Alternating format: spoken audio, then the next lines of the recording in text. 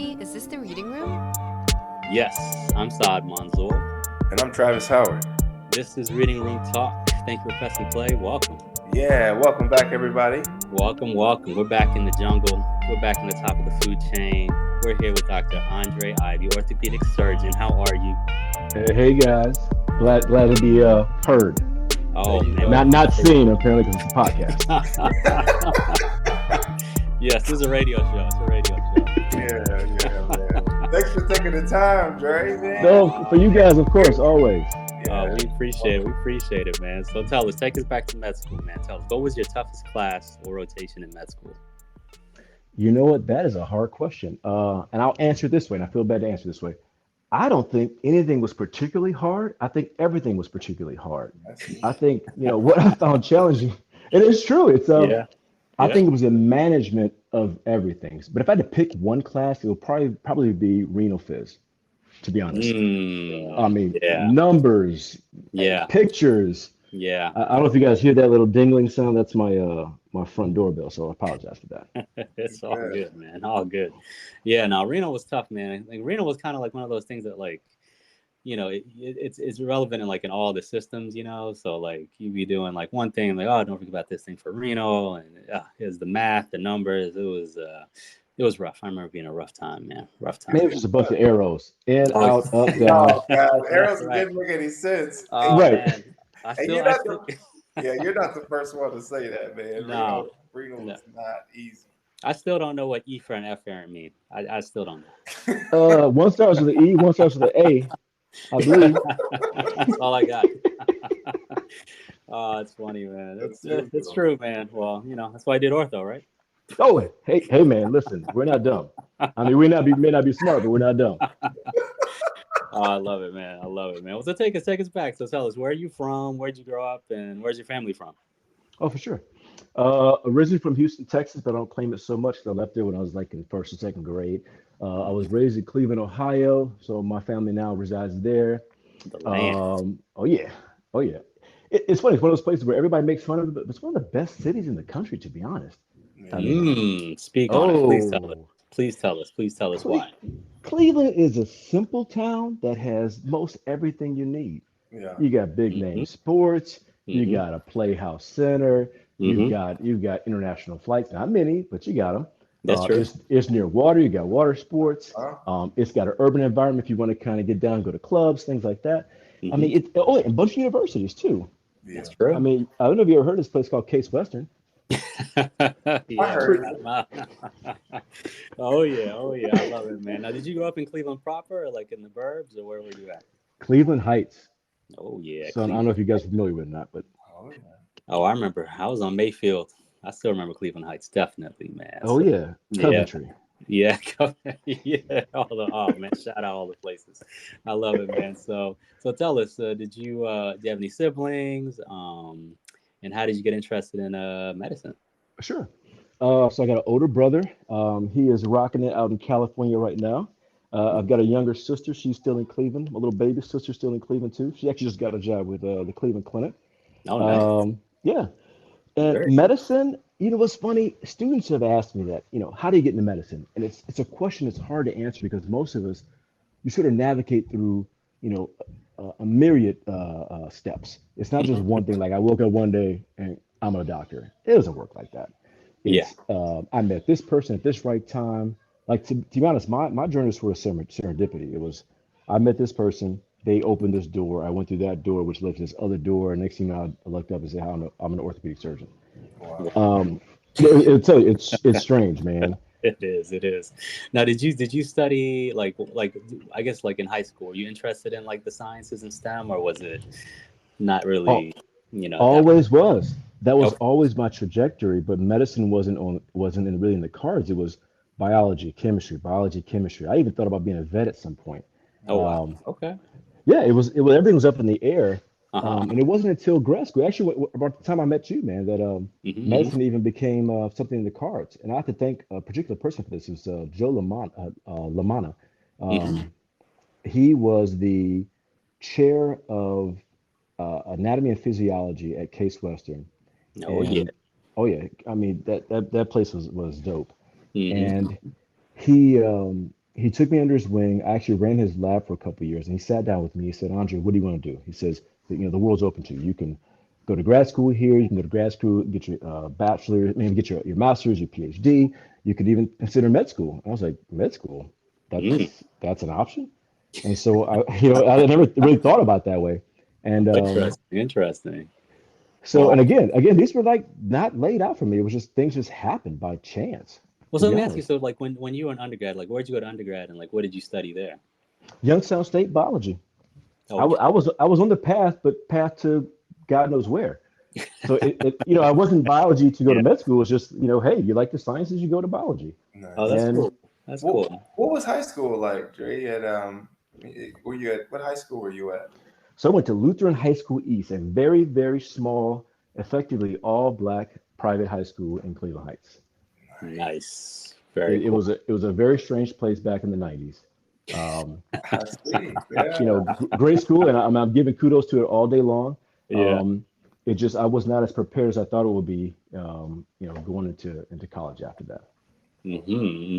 Well, I know you had some extracurricular activities. You got to tell us about some of the DJ life you You got to bring it up, right? I got to bring it up. It's important. It's important. Man, I'll get backstory. My dad's a jazz musician. He used to play for a bunch of churches back in the 60s, 70s, 80s, That's and awesome. music was kind of put into me. I'm not quite sure, when the switch came on. I'm not quite sure, but I started producing music, and it never got big because I never really pursued it too hard. But it was producing a little bit of R&B, hip hop, a little bit of gospel hip hop in Cleveland. That was back in late 90s, early 2000s. And yeah. Oh, that's awesome. I mean, like you said, Cleveland's big enough where there's like a pretty good hip hop scene. Oh, for sure. But I never got into that scene. Oh, really? Okay. No. My music stayed very, very, very, very underground. Like under the underground. Oh, that's awesome, though. You're digging deep for my stuff. I love it, man. It's important to have a passion, though. I feel like kind of like you said, like it opens up doors sometimes. Just like having a passion about something. So, well, I think you need that, man. To be honest, especially in medicine, medicine is not just science and sutures, man. It's a lot of things. It's how you deal with people, how you find joy after work. And if you don't have hobbies, man, you're destined to fail.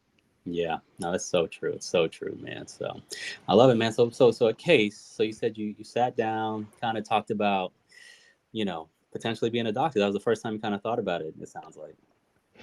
Yeah, it was. It's funny. I think I didn't know what it took to get there because I didn't have people around me actually saying, "Hey, this is the pathway. This is what the career could be." And no one in my family were doctors, so. Right. It was sort of me starting from scratch, sort of blazing my own trail. And that's, I'll say it in retrospect, but that's difficult, man. It is. It really is. It is. Can you tell us how was the transition from high school to YSU and then to working in this lab at Case Western? How did that all go about? Were you just looking for a position in the sciences? Oh, man, you're going deep, huh? You're going to make me embarrass myself on national TV? So listen, we have like 7 listeners. You're good. Oh, good. Okay, so here you guys go. Actually, no, I'm joking. I share this all the time.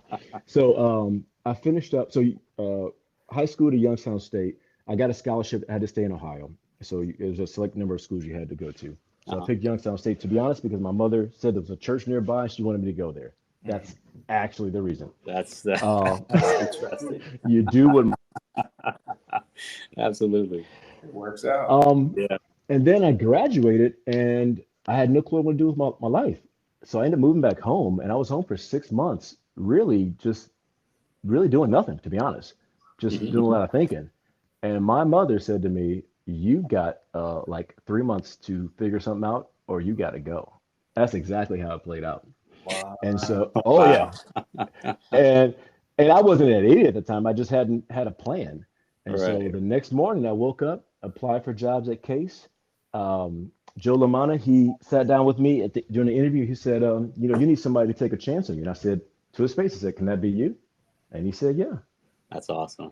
The rest is history. Wow. Mama pushed you out the nest and look at her baby. Look at her baby. Oh, the baby's got wings. Sorry. Exactly. Oh, that's awesome. So how many years were you in the lab, and then like how did you I guess transition? Tell us about your application process to med school, I guess at that point. So again, I said serendipity for a reason because this is where the story even gets wilder. Hmm. So I'm at Case. I'm in grad school. I'm sorry, I'm not in grad school. I'm just working at the time. And then Dr. Lamana sat down with me, like I said before, and I started grad school there with no aim in mind. It's just I'm going to start, classes. And at some point, it was, well, what do you do with this? I've got a bachelor's now, and I will have a master's in anatomy. Well, what's the next logical step? We'll either run a lab or go to med school. And that's when I actually met you guys. And so Hmm. you guys were, no, I'm not, I don't mean this as a joke. You guys were instrumental in showing me that normal people who were young, fun people could be doctors. I'd never seen that before. I mean, we went playing basketball, man. I'm like, I'm playing basketball with med students? What? Yeah, no, I think, we always talk about, since you being HBCU, we felt like Case was at HBCU as well. Because, like, there was like a pretty, like, strong African American community and people were pretty close. And, we did try to make it fun. It was like school wasn't big enough where, like, you could get lost and it wasn't small enough, where like you can actually get to know people. So I Right, agree with that. Like I felt the same way when I like visited Case, like as an undergrad student. I was like, oh, these are some cool people here. So right. and like kind of normalized everything for us. So that's it just keeps going. It's awesome. Yeah, it was somewhat uncanny, man, to see a school of this high caliber Hmm. with normal folk. Like, and Absolutely. that's across the board. I mean, normal smart folk. Hmm. We need Yeah. to do that. We need to see that and feel like it's attainable. Right. Yeah. Exactly. And just to see people do it too, like doing it like not like on TV or like on like, social media, like doing it live in front of you, which was like very important. Like, hey, I see this person, they're studying for step one. They just finished step one. They're about to go to do their clinicals. Like just seeing it actually live is like important to like make it, seem real. Like it's something you can touch. Oh, absolutely. I think one of you guys, I can't remember who it was, gave me their MCAT prep book. Is one you guys have used in the past, and I was like, I'm not going to buy another one. You just gave it to me. It's tangible. I'm dead Exactly. serious, man. I can't remember who it Exactly. was. Maybe it was Joe. I don't know. Yeah, man. Shout out, Joe. Exactly. No, that makes sense, man. That's important. That's super important, man. So that kind of like it sounds like kind of pushed you to like go ahead and study for the MCAT and get your application together. Well, I saw you guys doing it, and I said, well, this is an option. Let's just sort of pursue it. Okay. And so I took the MCAT, did well, and the next logical step was to apply. And this is where it gets strange. I applied and got two scholarships to med school. Wow. I don't know how that happened, but it did. That's well. First of all, that's a huge accomplishment from like a few years ago when you're sitting in your mom's house and like she's about to kick you out, and then to be to have a scholarship to med school. That's awesome. That's So a major accomplishment. Well, I think for me, and I try to share this with students. It's not. I don't think I was ever dumb. I just think I didn't know where to put my energy. I didn't know the right questions to ask. Someone said to me then, they said, "You don't know what you don't know." And I was very much in that area. I did not know where my deficits were. And once I Yeah. learned them, then I can kind of walk through those doors. Oh, that's true, man. Shout out Dr. Haney, man. He used to say this to us all Oh the my time. God, yeah. He used to say like, it's like three different types of information, like the stuff that you know, and then the stuff that So that's one set. Then there's the stuff that you don't know, and that's the stuff that you don't know, which is also important. But then you get in trouble when like you kind of focus on the stuff that you think you know. Right. So it's important to kind of like know what you know what you don't know, and it sounds like you knew what you didn't know, and you kind of pursued that part, which is super important. I fill in those gaps, man. That's Yeah. what it was. And Hmm. and well, I tell, oh, go ahead, please.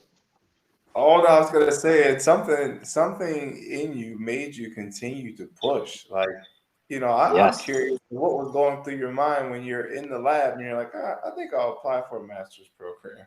It's like Yeah. something in you pushed you to excel, which I think is great. Yeah. Man, I can put a finger on I can point a finger at each person along these stages that sat with me and kind of drew a picture for me as to what my life could be, a picture I had not seen before. Hmm. Mentor. So, and it wasn't like these things were like, hey, impossible. It was, hey, I've seen people kind of do those things, but they didn't necessarily look like me, nor come from the area I came from, nor did they actually sit down with me and talk about those things. And that's what it was. It was someone actually putting effort into effectively investing in me and investing their Yeah. time. Time. Yeah, that's exactly right. Investing the time in you. That's super major. Always Wow. important. Bring them up. Bring those Yeah. Oh up. yeah, Help someone else on the journey. Yeah, that's great. So, 100%, hundred no, percent. man. So tell us, man. So I never had that situation having a scholarship to med school. So how did you decide between two scholarships in med school?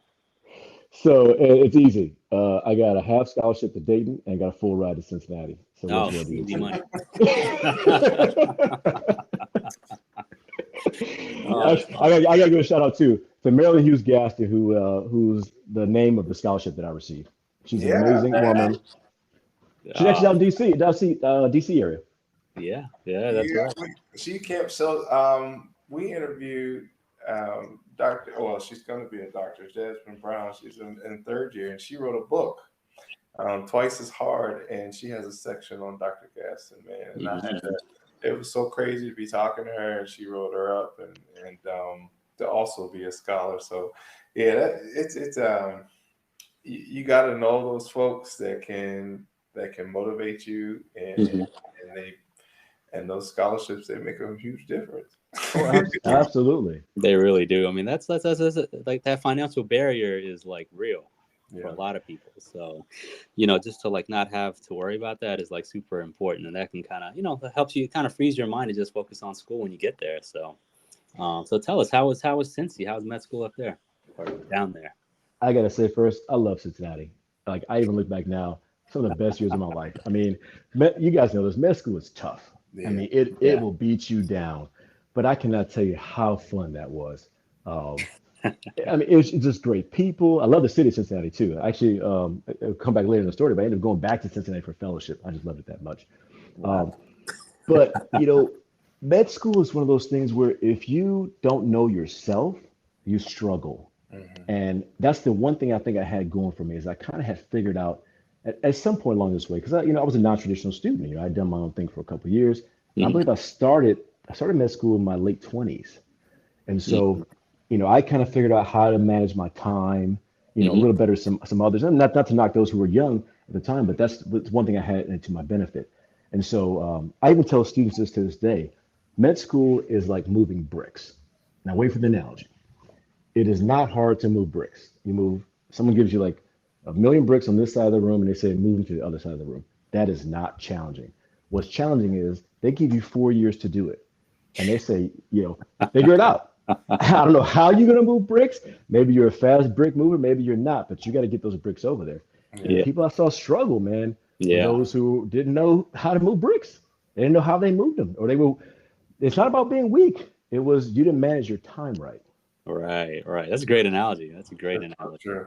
I Move gotta some I bricks. gotta tell a story, man. Hit me. Um, you probably don't remember this conversation. So Dre was 1 year ahead of me, and he was very, very helpful to me. Oh, We had a man. conversation. I was going through a difficult time. I was studying, and he just leveled with me, and he told me, man, this is not easy. I struggle with it, but I'm looking at him like, man, you're making this look easy, and you got to find level with you and can take off the front and just let you know like this is hard, Yeah. but you can do it. And thank God I could see you, man, making it happen. This guy was killing it, and Oh and you man. don't know how much Yeah, buddy. inspired me and encouraged me to keep going. You too had started in your later 20s, non-traditional student. Um, and it was just, man, to have you there when you're ahead of me carving the way, it means a lot. And it means a lot to have you on this podcast because you Man. you made a For difference for sure. me. Thank you for even saying that, man. I didn't even know that. Yeah. Yeah, yeah. Many conversations actually where you helped me, we're like, man, it's like it wasn't easy. Yeah. I'm honored, man. Really. That's Earnestly. awesome. Earnestly. Yeah, I can't believe you were that gullible to listen to anything I said back then, but I'm really honored. Get out of here. Get out of here. Uh, I love it. that's real. That's hey man, that's true though, man. That like that again, someone's investing time in you, like actually sit there and tell you, like, you can do it. It's tough, but it's doable. You Find gotta those people. just gotta move these bricks. That's right. Move Exactly. the bricks, man. I'm telling you. I love it, man. So tell us, man. I feel like most of us, black guys in med school, we want to do ortho.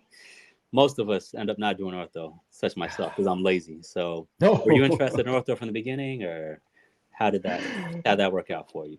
Man, I'm telling you, you're gonna hate my answers to these questions because again, I like to thank serendipity for all this stuff. Uh-huh. Do you know I didn't even know what orthopedics was until I got to med school. I love it. Had never even heard of it. Uh, I'm not joking. Listen, I'm in right now, so I can say what's true. But uh, no, I end up meeting. I think it was Nate Gauze. He's now a foot and ankle surgeon just west of here. But I Shout out. believe he was a intern, I think, when I was starting, or something along those lines. And he ended up having one of those minority picnic functions at the beginning of med school. Ooh. And yeah, it was amazing just to meet people and kind of get acclimated. Hmm. And I said, "Oh, what are you?" He says, "Oh, I'm a surgery resident." I'm like, "What? Wait, you could be a surgery resident?" And I didn't know that even existed. I said, "Oh, okay. Now, what kind of surgery? Orthopedic surgery." And so he took me under his wing, man. Actually, got me roped in with who later became my greatest mentor, Peter Stern, who was one of the hand surgeons there. And it just from there, from one thing to the next, research project to meeting this surgeon to meeting that. But honestly, I had no clue what it was. I fell in love with those people, and I said I got to pursue what they're pursuing. And then I fell in love with the career clearly. That's awesome. That's awesome. That's a recurring theme. Sometimes you're not choosing the specialty, you're choosing the people. Yes, that's You so know, true. Always.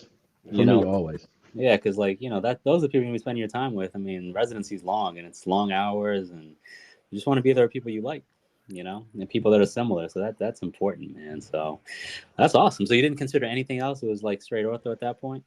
No, no. Oh my God, I everything. I considered ER, psych. I Yeah. mean, it's funny. I considered every single thing until I got there and said, "This probably isn't for me." Yeah. Mm. Probably not. Like I thought about OB for a while and I said, "This is not for me." You know. And so I think you get to start off with an open mind and you gravitate towards that thing that really pulls at your heartstrings. And Yeah. like, to this day, and don't get me wrong, because this is a very important piece of advice. You don't want to be headstrong on that one thing because you can't guarantee you're going to get that thing. Right? I Yeah. mean, there's a match. I mean, you have to enter the lottery like all of us. So we all kind of have to keep an open mind. But you should sort of have an idea of what pulls at you.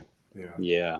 Well, it seems like one of your superpowers is just like having an open mind. Like it seems like you just always have an open mind, and like you let all the options kind of lay themselves out before you make a decision, which is major. That's super important to like gather as much information as possible. So it That's sounds true. like kind of the I'll same take it, thing. man.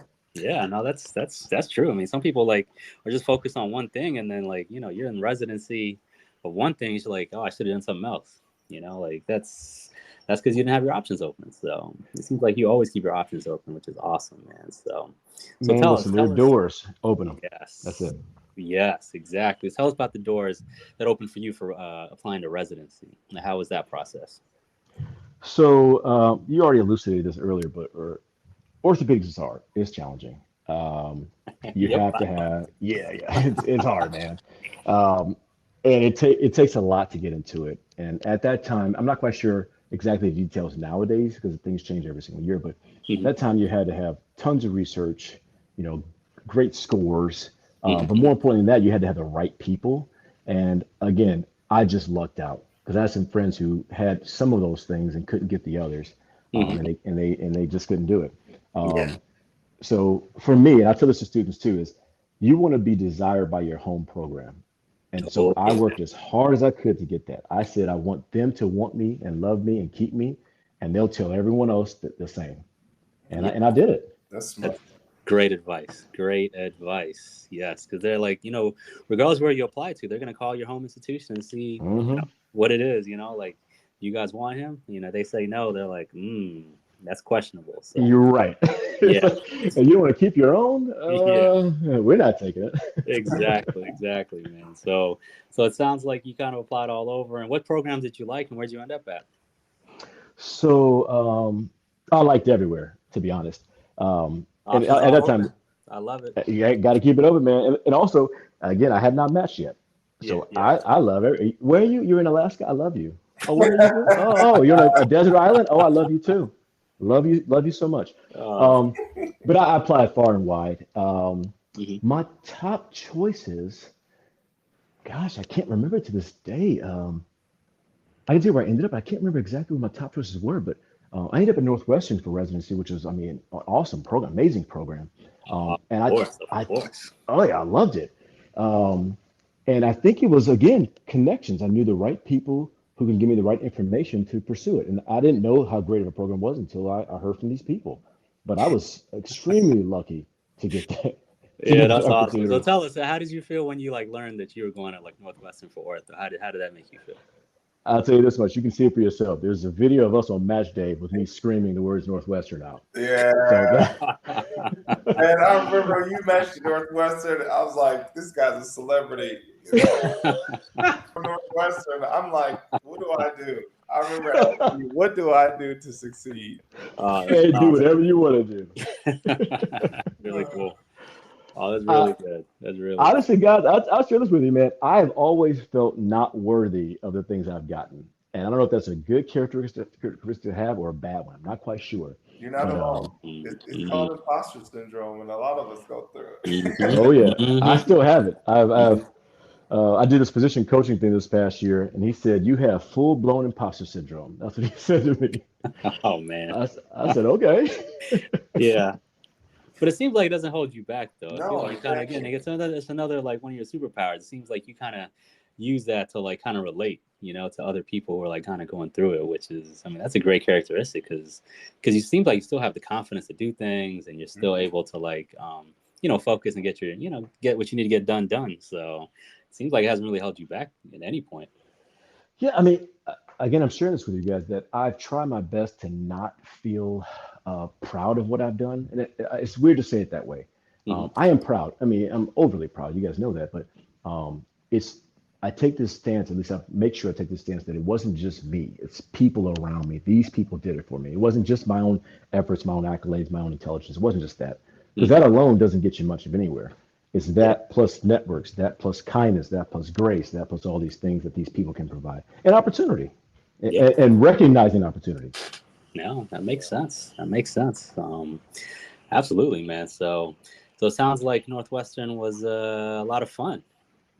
Man, listen, I can't even tell you online how much fun it was.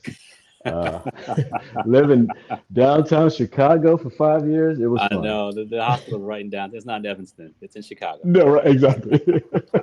And I lived 1 block from the hospital. Oh, that's awesome. So it was downtown. It was almost like living in Manhattan without Manhattan. It was not Yeah. as big, but just as fun. At least for me, Oh, at least. that's awesome. That's Well, there really was a med school, Dr. Ivy, or there was a med school, Andre, and then there was a Dr. Ivy at Northwestern, man. I got to tell you, I saw you when I interviewed there for fellowship, and you were like so chill. I was like, yeah, this is a made man right here. He's good.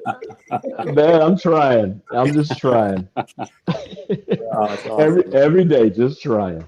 I love it. I love it, man. So it sounds like ortho. Obviously, you can like do a fellowship or not do a fellowship. So it sounds like you kind Mhm. of chose to do one. So it's funny. I ended up going back to Cincinnati. I started residency thinking, well, you can do everything. I mean, there's 9 fellowships in orthopedics, Hmm. and I loved all of them. I mean, not as much as others, but I loved them all. But again, going back to Peter Stern, I really like what this guy did, and there were others at Northwestern too. I mean, not to name them all, but Dan Nagel, Dr. Kalanoff. These guys were good human beings. I loved their practice. I loved the lifestyle they had. And you want to be careful how you say lifestyle because it sounds like you're being lazy. But I liked, I want the best lifestyle. But no, I wanted sort of to pursue what they had, and Yeah. that was hand surgery, man. So Mm. I lucked out. I ended up applying and ended up going back to Cincinnati. At that time, was one of the top, who depends on who you talk to, either number one or number two fellowship in the country, and so I was a little happy. That's Yeah. awesome. That's really cool. That's really cool. I mean, hand surgery is sounds like there's not a lot of emergencies in hand surgery, or are there? Those I avoid. I absolutely avoid. Like, wow. I love No, it. I mean, aside from the I chop my arm off in the combine, that kind of Yeah. thing, Oh we yeah. usually stay pretty chill. Yeah. Oh, that's cool, man. Man. That's The awesome. 4th of July, stay away from hand surgery on the 4th of July. That's true. That's true. It is coming up. Everybody stay safe. Yeah. Keep your digits. Exactly. Exactly. Man, but that is yeah. Anyways. Well, so tell us. So after that, So then it's time to enter the job market. Now, did you consider like staying in academics? Did you consider going to private practice? Like, how was that process for I think like most of us, we all know academics. you? Like there's a funny stat. A friend of mine was just telling me that most of the people at the Hand Society are private practice people. They're private practice or some hospital employee, but they're not academics. But we see Mm, people in academics, right. right? You know, Yeah. you see those guys publishing, you see them, you know, their efforts, you know, in on the speaker trail, that kind of stuff. But Exactly. it's not all of us. So I did Not most of consider us. it. Yeah, I'm saying yes, exactly. I did consider it, but I don't think that was for me. So I ended up doing something that's sort of in between. They kind of consider privatemics. So Mm, my group is a large multi-specialty group in the western suburbs. We're effectively private practice, but you know it's ish private practice. And then I actually have an affiliation with one of the medical schools next door. So I'm an assistant professor there.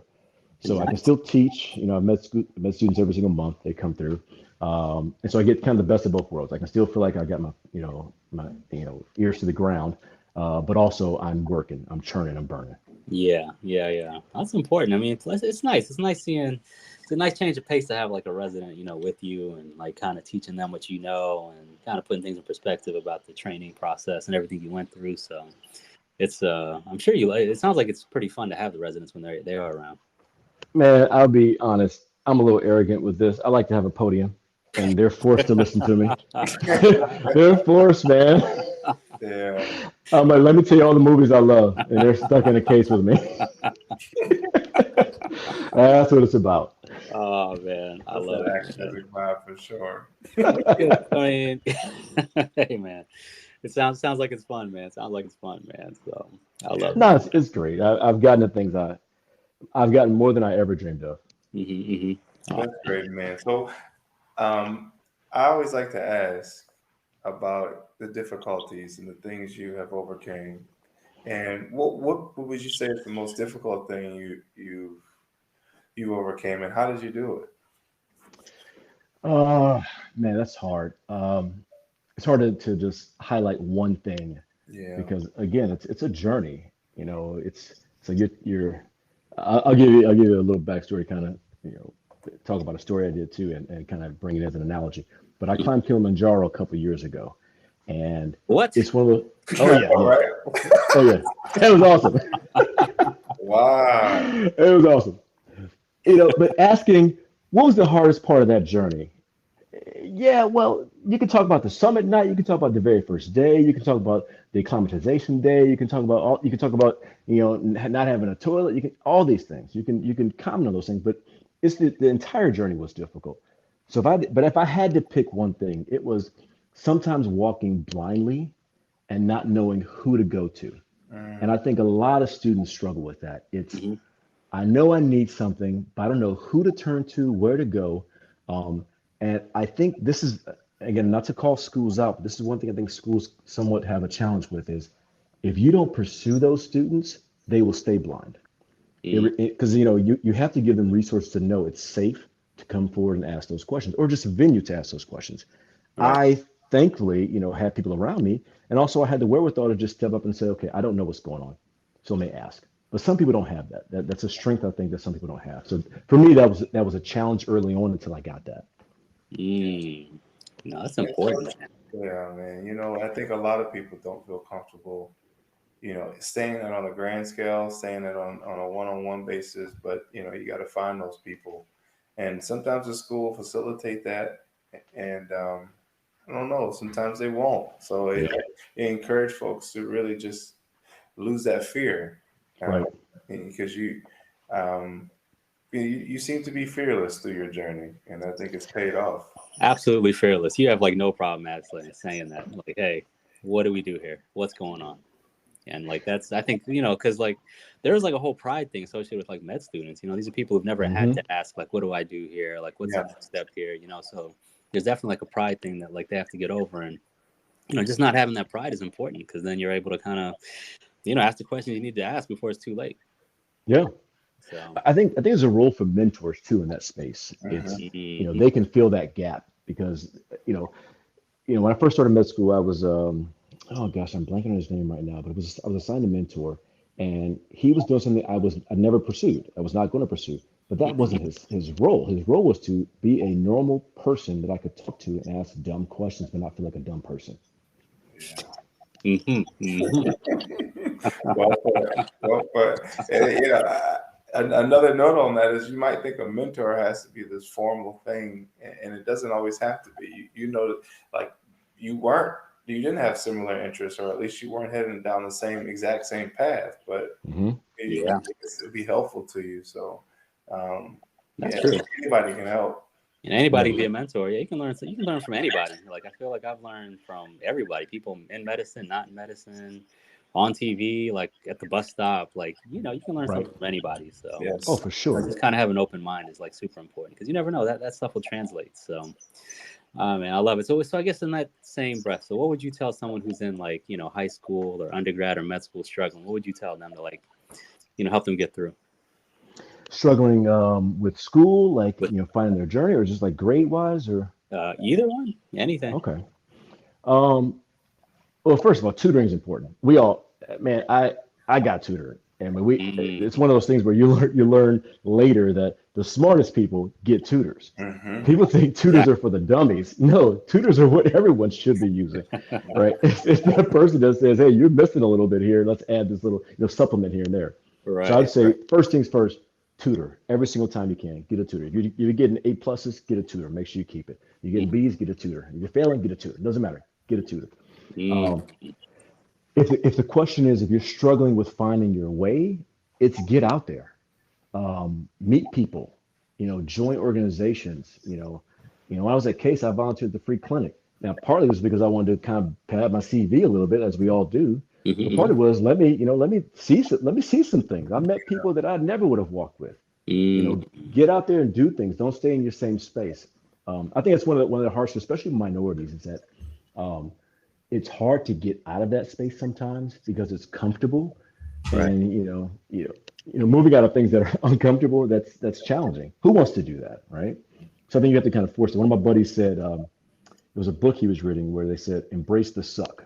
So to find that thing that sucks and embrace it and just do it. Yeah. No, that's true, man. That's true. Move the bricks. Move the bricks, man. Move the bricks. Yeah. I love it, man. I love it, man. Well, Dr. Ivy, man, we appreciate you making the time, man. This is awesome. Yes. We've learned a lot and Man, no, very this is fun. inspirational. This is awesome, man. So we appreciate you making the time, man. You're out here, man, doing it, man. I love it, man. I love it, man. So Yeah. When because I know you're going to continue to do more and more, and but I want to know more about Kilimanjaro and all the good stuff you've been. actually, I do have one more question. Were you wearing Yeah. Chuck Taylors when you Oh man, that's a different story for a different time. All right, all right. I do have one shout out. Can I make a little quick shout out? For sure. Shout out to Hanzania. Hanzania is a nonprofit that I started a couple of years ago, which is why I was in Tanzania. Yeah. Okay. And we teach hand surgery over there, and we've invited our first fellow to come this year. So, Oh, check awesome. us out, look us up, support us. Yeah, is there a Everywhere you can. website or is there social media? Where can we find Hanzania? Yep, it's Hanzania. So, hanzania.org. Well, we appreciate it, man. This was awesome, man. And thank you guys for listening. And until next time, stay low and keep firing. Yeah.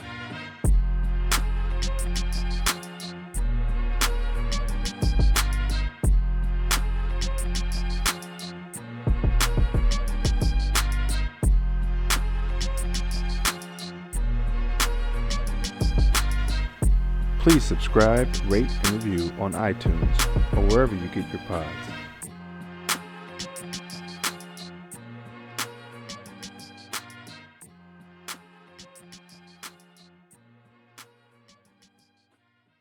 I got home and I shaved. I put on a nice shirt because I guess I'm an old man. Didn't realize the podcast is just your voice. I love it.